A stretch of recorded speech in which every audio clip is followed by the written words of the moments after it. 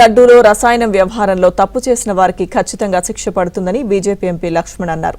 గత ప్రభుత్వ హయాంలో ప్రసాదాల తయారీలో కల్తీ జరిగినట్లు నిరూపితమైందన్నారు.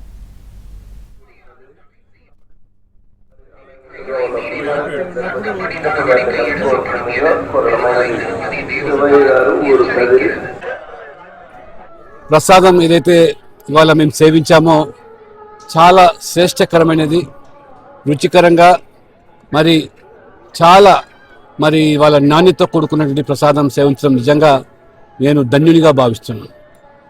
గతంలో జరిగినటువంటి పొరపాట్లు, తప్పిదాలు, మరి లడ్డు ప్రసాదంలో జరిగినటువంటి కల్తీ లాంటివి అన్నీ కూడా నిరూపితమైనవి.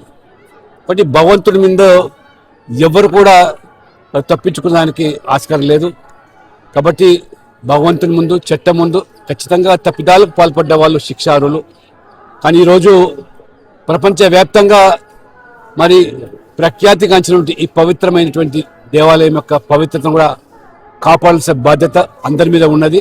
భవిష్యత్తులో గతం జరిగినటువంటి తప్పిదాలు పునరావృతం కాకుండా జాగ్రత్త పడాలని చెప్పి కూడా నేను ఈ సందర్భంగా